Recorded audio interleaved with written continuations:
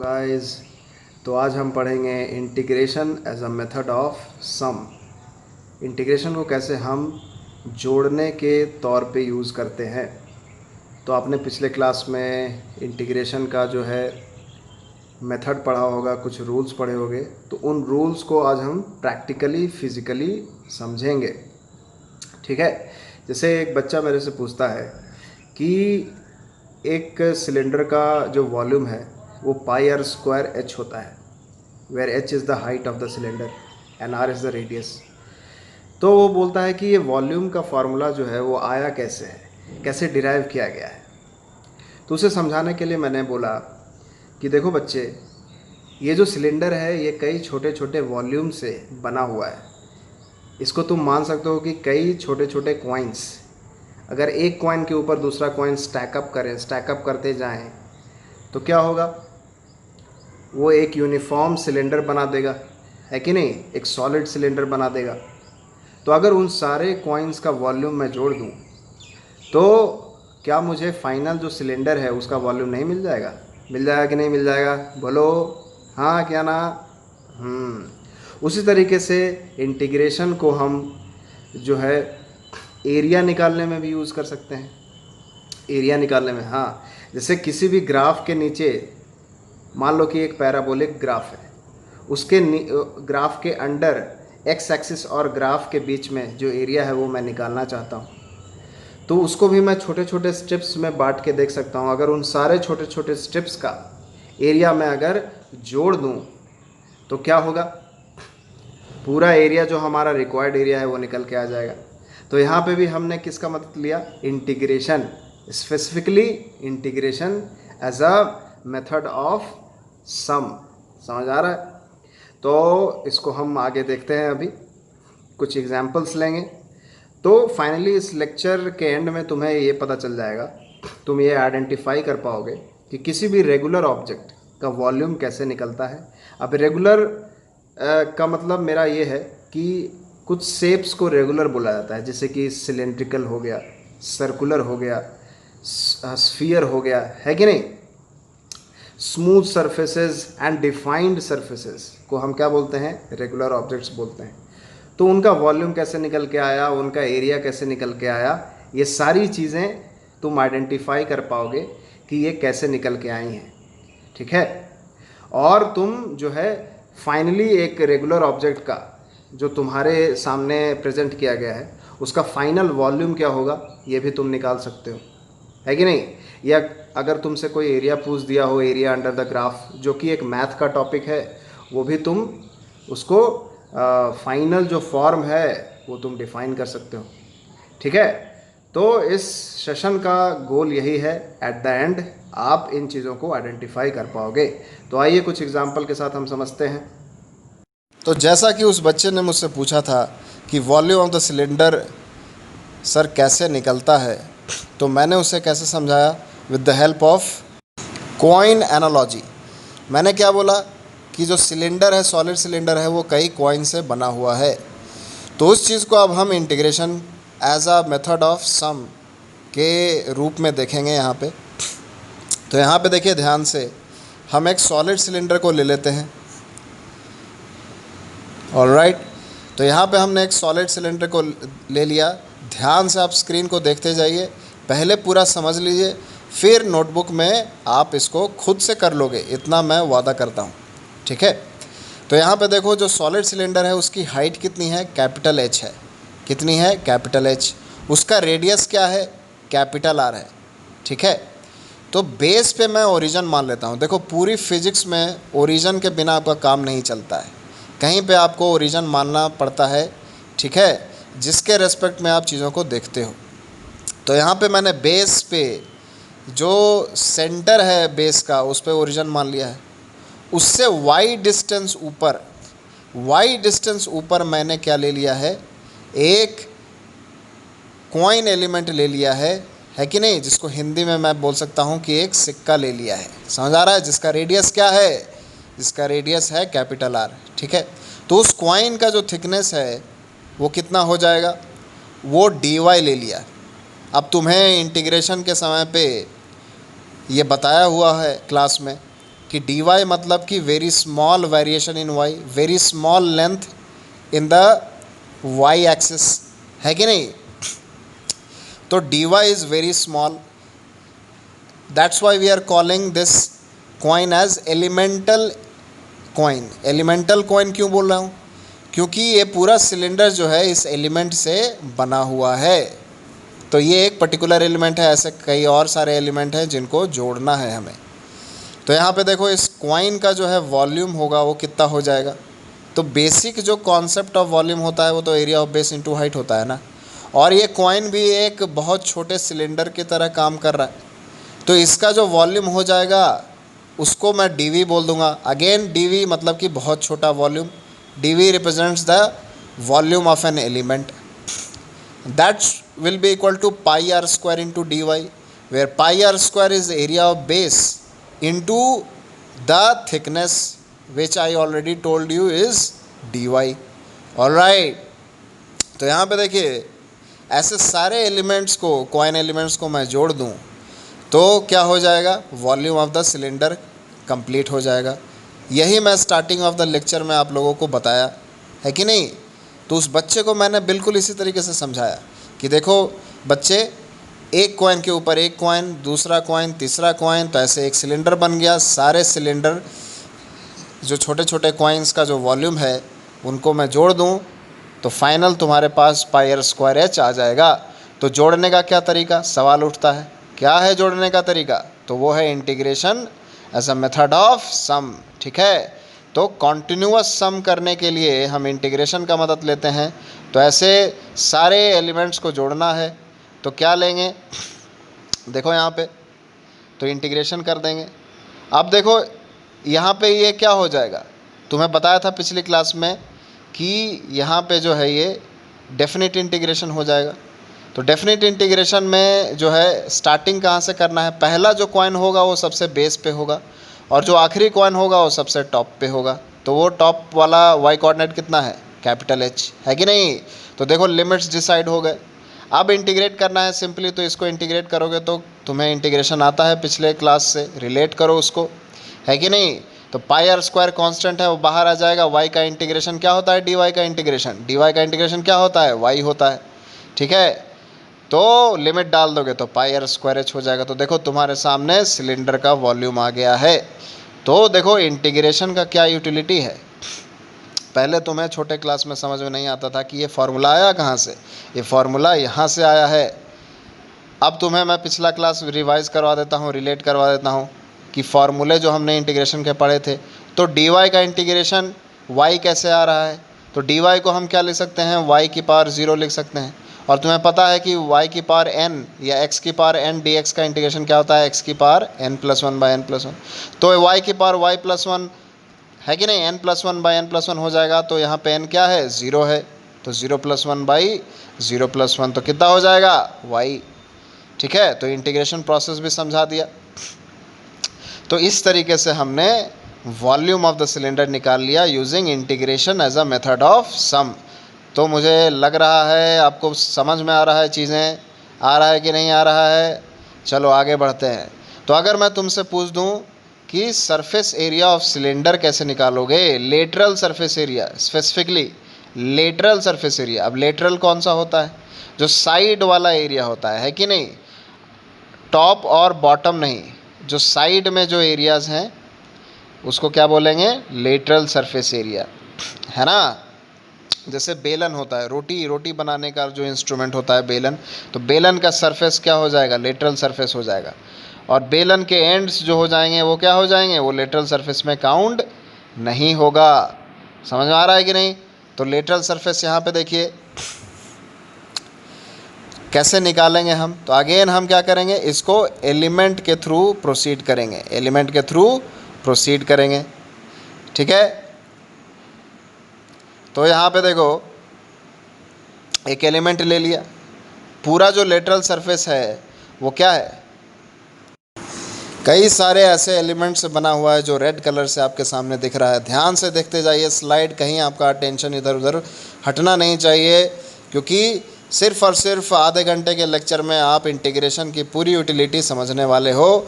और फिर जो है पूरे क्लास 11 और क्लास 12 में आपको कहीं पे भी कोई भी सवाल आपसे पूछे कि इंटीग्रेशन की यूटिलिटी क्या है, तो आप उसको आराम से बता सकते हो। तो यहाँ पे देखिए कि इस पूरे सरफेस एरिया को देखो ऐसे एलिमेंटल स्ट्रिप की तरह हम मान सकते हैं। ऐसे सारे एलिमेंटल स्ट्रिप को अगर हम जोड़ दें तो पूरा lateral surface area of cylinder मिल जाएगा, है कि नहीं। तो पहले तो मुझे इस एलिमेंटल स्ट्रिप का एरिया निकालना पड़ेगा। तो कैसे निकालोगे? तो अगेन हम क्या करेंगे, इस स्ट्रिप को वहाँ से उखाड़ेंगे। अज्यूम करो थोड़ा और इमेजिन करो कि उखाड़ेंगे और उसको एक प्लेन सतह पे बिछा देंगे। इस स्ट्रिप को उखाड़ेंगे और एक प्लेन सतह पे बिछा देंगे। तो कैसा दिखेगा हमें ये स्ट्रिप? कैसा दिखेगा? एक रेक्टेंगुलर स्ट्रिप की तरह दिखेगा। कैसा दिखेगा? एक रेक्टेंगुलर स्ट्रिप की तरह दिखेगा। तो तुम्हें मैं स्ट्रिप जो है सेपरेट दिखा दिया यहाँ पे, देखो सेपरेट दिखा दिया, ठीक है। अब यहाँ पे देखिए अगेन वही प्रोसेस, ओरिजिन मानना पड़ेगा। तो ओरिजिन कहाँ मान लिया? बॉटम पे। वाई डिस्टेंस ऊपर एक डी वाई थिकनेस का स्ट्रिप ले लिया, where D Y is very small. Again same concepts. अब यहाँ पे देखिए इस स्ट्रिप को मैं यहाँ से उखाड़ूंगा और प्लेन पेपर पे बना दूंगा। ये देखो, तो स्ट्रिप को फैलाओगे तो कुछ ऐसा दिख रहा होगा। अब देखो ये सारे जो स्ट्रिप को फैलाना, स्ट्रिप लेना, ये सारा कॉन्सेप्ट इतना इंपॉर्टेंट है ना, ये पूरे 11th और 12th में डेरिवेशंस में यूज़ होता है। इलेक्ट्रोस्टैट्स जो चैप्टर आएगा, सॉलिड एंगल का कॉन्सेप्ट होगा जो यूज़, उसके डेरिवेशन में ये सारे कॉन्सेप्ट्स बिल्कुल इसी तरीके से यूज़ होंगे। इसीलिए इस जो है चैप्टर को इनिशियल स्टेज में ही पढ़ाया जाता है, ताकि आपको जो आप टूल्स यूज़ करने वाले हो उसका आपको पूरा आइडिया रहे। तो यहाँ देखिए आपके पास जो स्ट्रिप आ गया, इसका एरिया क्या होगा? तो ये रेक्टेंगल है, तो एरिया ऑफ द रेक्टेंगल होता है लेंथ इनटू ब्रेथ। तो इसका लेंथ कितना तुम्हें दिख रहा है बच्चों?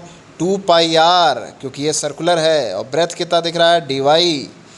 तो क्या हो जाएगा area? D A is a small elemental area. जैसे वहाँ पे dv हुआ था, याद करो, रिलेट करके चलते हैं, कहीं पे भी कोई कनेक्शन का लॉस नहीं होना चाहिए बिल्कुल भी। तो डी क्या हो जाएगा? Small area of the element, या एलिमेंटल एरिया बोल लो, 2πr into D Y. 2πr is the length, D Y is the breadth, length into breadth, है कि नहीं। तो अगर मैं इस सारे एरिया को जोड़ दूँ तो मुझे पूरा लेटरल सरफेस एरिया मिल जाएगा, है कि नहीं।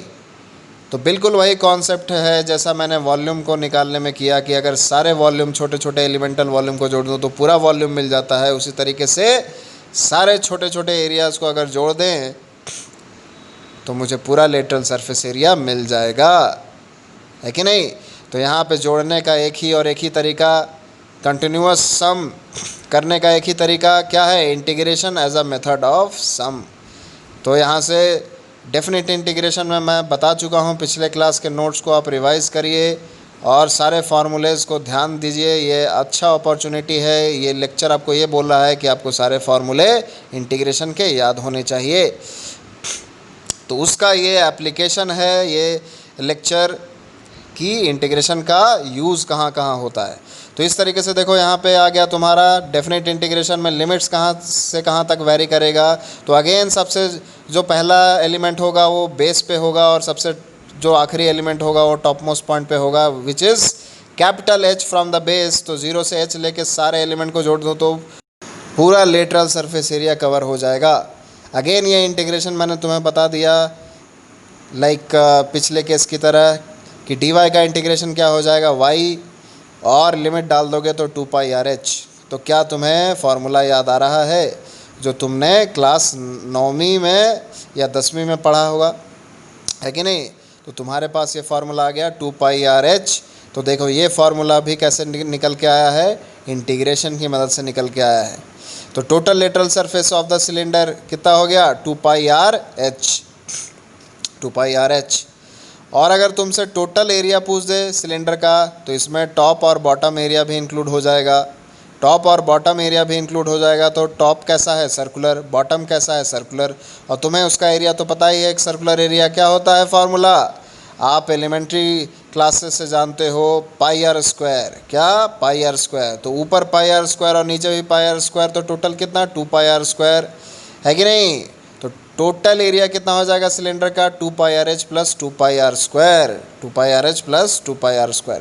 तो एक बच्चा उठ के पूछता है मेरे से कि sir pi R square H तो ठीक है, वॉल्यूम आ गया। 2 पाई आर एच तो लेटरल सरफेस एरिया आ गया। आपने पाई आर स्क्वायर बोला एरिया ऑफ द सर्कल। क्या आप ये प्रूफ कर सकते हो थ्रू इंटीग्रेशन? क्या यहाँ पे इंटीग्रेशन एज अ सम हमें सर्कल का एरिया दे सकता है? तो आइए आपके सामने ये भी कर देते हैं। हर रेगुलर ऑब्जेक्ट का एरिया जो है वो इंटीग्रेशन से हम निकाल सकते हैं, ठीक है। तो यहाँ पे देखो हमने क्या किया, इस सर्कल को क्या मान लेते हैं कि अगेन ये छोटे छोटे रिंग से बना हुआ है। छोटे छोटे किससे बना हुआ है? रिंग से बना हुआ है। तो उस सारे रिंग्स का अगर एरिया जोड़ दूँ फ्रॉम 0 टू कैपिटल आर तो क्या होगा, मुझे पूरा सर्कल मिल जाएगा, है कि नहीं। तो इसमें एलिमेंटल एरिया कैसा हो जाएगा? एक सर्कुलर रिंग। एलिमेंटल एरिया कैसा हो जाएगा? Circular ring. तो साथ साथ मैं ये भी सिखाते जा रहा हूँ कि आपको एलिमेंट कैसा लेना है। समझ में आ रहा है? ये पूरे 11th-12th के सिलेबस को कवर करने में आपको काम आने वाला है। मेरी बात आप ध्यान से सुनिए और जो है आप फोकस बनाए रखिए। तो यहाँ पे जो है एलिमेंटल एरिया कितना हो जाएगा, तो अगेन हम क्या करेंगे, इस एलिमेंट को उठाएंगे और इसको फैला देंगे एक प्लेन सरफेस पे। तो क्या ये एक एलिमेंट जो है एक रेक्टेंगल की तरह अगेन बिहेव नहीं करेगा? जिसका जो लेंथ हो जाएगा वो कितना हो जाएगा? 2 पाई आर। लेंथ कितना हो जाएगा? 2 पाई आर। और जो थिकनेस हो जाएगी वो डी आर हो जाएगी। अगेन डी आर जो है एक स्मॉल थिकनेस इन रेडियल डायरेक्शन है कि नहीं। और ओरिजिन जो है कहाँ पे ले लिया है? सेंटर ऑफ द सर्कल पे ले लिया है। ओरिजिन कहाँ पे ले लिया है? Centre of the circle. तो देखो जो एलिमेंटल रिंग है उसका रेडियस स्मॉल आर है, तो उसका लेंथ कितना हो जाएगा? सरकमफेरेंस कितना हो जाएगा? 2 पाई आर, है कि नहीं। और जो है उसकी थिकनेस कितनी हो गई एलिमेंटल रिंग की? D r. तो एरिया कितना हो गया? लेंथ इंटू ब्रेथ करके 2 pi r into d r, 2 pi r into d r. अब तुम्हें क्या करना है? सिंपली इंटीग्रेट कर देना है। तो अगेन आर डी आर का इंटीग्रेशन क्या हो जाएगा? एक्स की पावर एन डी एक्स का इंटीग्रेशन की तरह हो जाएगा, एक्स की power N plus 1 by N plus 1। तो पुराने क्लास से जो भी फार्मूले हैं आप अगेन उसको मैं दोबारा रीट्रेट कर रहा हूँ कि आप रिवाइज़ कर लीजिए, याद कर लीजिए। तो आर डी आर का इंटीग्रेशन क्या होगा? Are square by 2। लिमिट कहाँ से कहाँ तक होगा? वो 0 से कैपिटल आर, है कि नहीं। सारा जो पहला एलिमेंट होगा वो नियर द सेंटर होगा और जो लास्ट एलिमेंट वो होगा वो कहाँ पे होगा? नियर द सरकमफेरेंस होगा। आर को आप लिमिट पुट कर दीजिएगा तो क्या आ जाएगा? 2 कैंसिल हो जाएगा, कितना हो जाएगा? पाई आर स्क्वायर। तो देखो जिस बच्चे ने पूछा मुझसे ये सवाल, उस बच्चे को मैंने एक्सप्लेन कर दिया कि देखिए आप रेगुलर ऑब्जेक्ट्स का वॉल्यूम, सरफेस एरिया सब integration as a method of sum के थ्रू निकाल सकते हो, है ना। तो देख रहे हो कितना अच्छा यूटिलिटी है। अब मैंने एक और बताया था स्टार्टिंग ऑफ द सेशन में कि एरिया अंडर द कर्व भी आप निकाल सकते हो, एरिया अंडर द कर्व भी निकाल सकते हो। तो एक छोटे से एग्जांपल को इसको समझने की कोशिश करेंगे यहाँ पे। तो अपना ध्यान बनाए रखिए और जो है आप स्लाइड पे देखिए। तो एक कर्व ले लेते हैं, parabolic curve y equal to x square, simple सा कर्व। तो ये तो आपने 10th में भी पढ़ा होगा क्वाड्रेटिक इक्वेशन में। याद आ रहा है कुछ? रिलेट करो y equal to x square एक क्वाड्रेटिक इक्वेशन है जिसका ग्राफ जो है पैराबोलिक नेचर का होता है। तो अगर मैं यहाँ से आपसे पूछ दूँ, एक सवाल आपसे पूछ लूँ कि find area between the curve and x axis, एक पर्टिकुलर कोऑर्डिनेट के बीच में, तो वो कौन सा कोऑर्डिनेट है?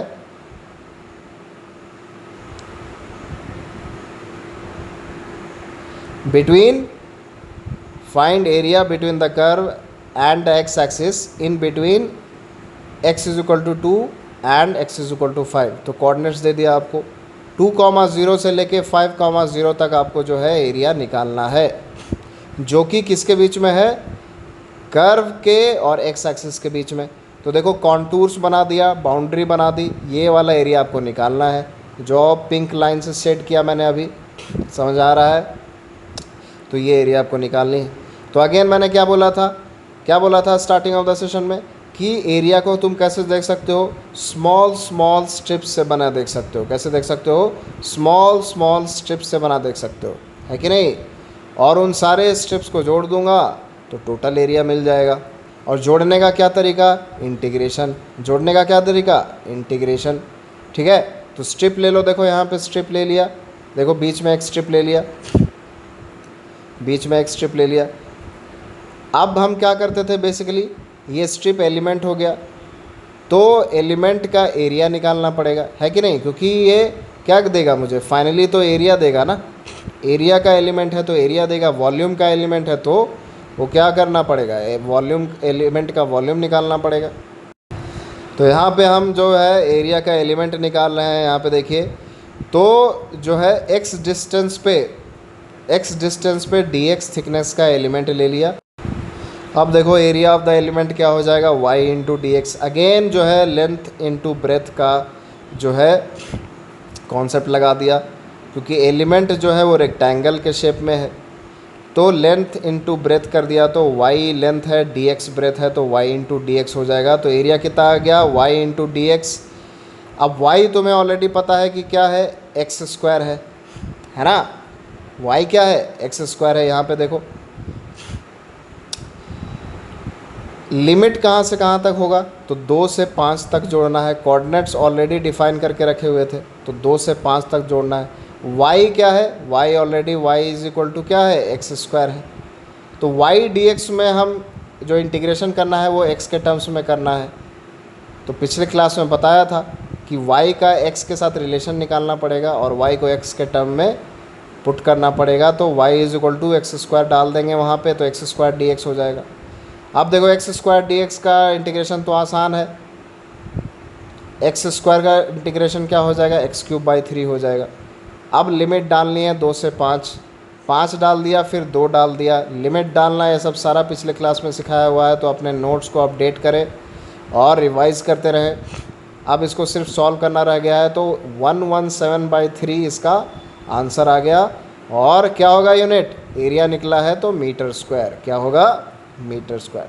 तो देखो इस तरीके से हम इंटीग्रेशन का यूज़ एरिया निकालने में भी कर सकते हैं। तो कितना यूटिलिटी है इस पर्टिकुलर टूल का, ठीक है।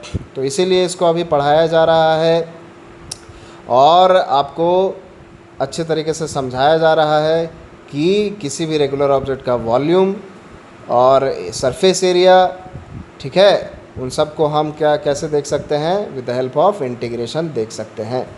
तो देखो कैसे बताया मैंने, कैसे बताया, सारे स्ट्रिप्स के एरिया को क्या कर रहे हैं हम, ऐड अप कर रहे हैं, जोड़ रहे हैं, and we are getting the final result. Okay, अब देखो तो हमने एरिया जोड़ लिया, वॉल्यूम जोड़ लिया, तो क्या लेंथ में भी कर सकते हैं, ऑब्वियसली लेंथ में भी कर सकते हैं।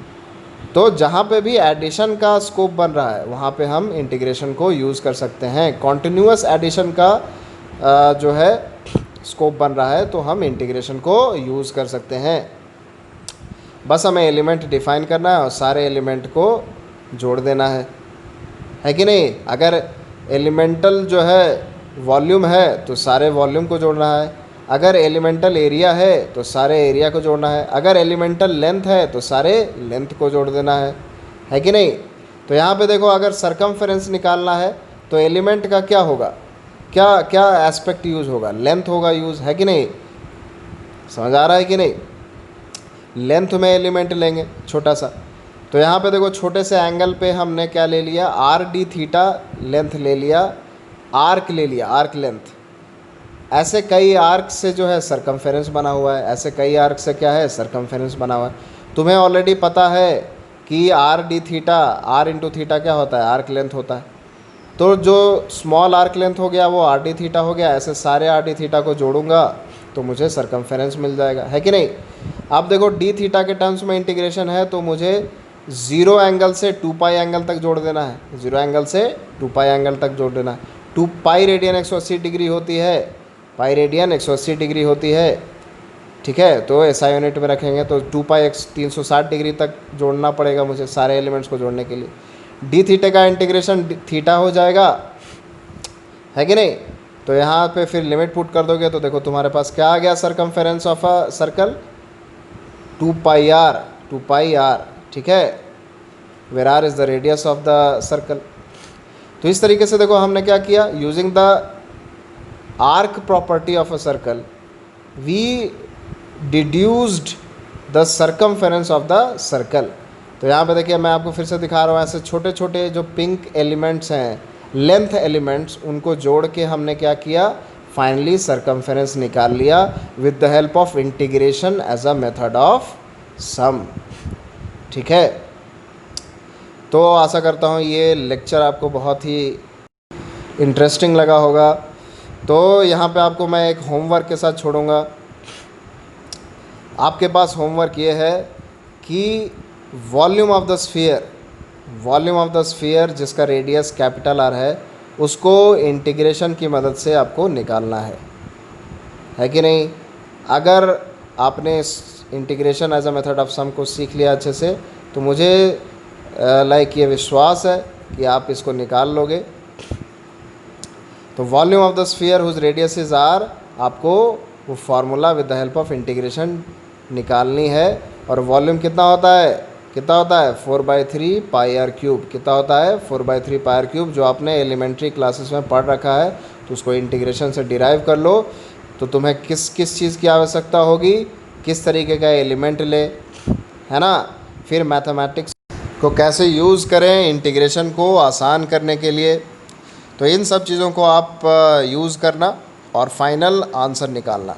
ठीक है, तो इस तरीके से हमने जो है इंटीग्रेशन की यूटिलिटी सीख ली कि इंटीग्रेशन को हम कैसे इस्तेमाल करते हैं वॉल्यूम निकालने में, सरफेस निकालने में, सरफेस एरिया निकालने में, और इवन सरकमफेरेंस भी निकालने में, है कि नहीं। तो जब सरफेस एरिया निकालते हैं तो एलिमेंट जो है सरफेस एलिमेंट लेते हैं, जब वॉल्यूम निकालते हैं तो वॉल्यूमेट्रिक एलिमेंट लेते हैं, और जब लेंथ निकालते हैं तो एलिमेंट्री लेंथ्स लेते हैं, और उन सारे एलिमेंट को हम क्या करते हैं, ऐड करते हैं। तो इंटीग्रेशन बेसिकली एक टूल है कि नहीं। जैसे दो स्टील रॉड्स को जोड़ने के लिए हम वेल्डिंग का यूज़ करते हैं ना, उस तरीके से बहुत सारे एलिमेंट को फिजिक्स में जोड़ने के लिए, अब चाहे वो वॉल्यूमेट्रिक एलिमेंट हो या सरफेस एरिया का एलिमेंट हो या लेंथ का एलिमेंट हो, उसको जोड़ने के लिए हम किसका यूज़ करते हैं, इंटीग्रेशन का यूज़ करते हैं। तो इस टूल की यूटिलिटी बहुत ज़्यादा है। Through out the syllabus 11th-12th में जो है ये यूज़ होते रहेगा।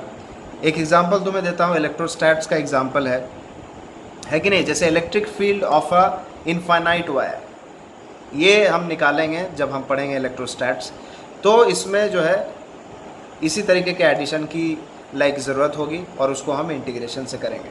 ठीक है, तो आज का जो हमने होमवर्क प्रॉब्लम लिया, वॉल्यूम ऑफ द स्फीयर निकालना है आपको, तो उसको आप ट्राई करिए, और नेक्स्ट क्लास में हम आते ही उसको मिल के निकालेंगे। ठीक है।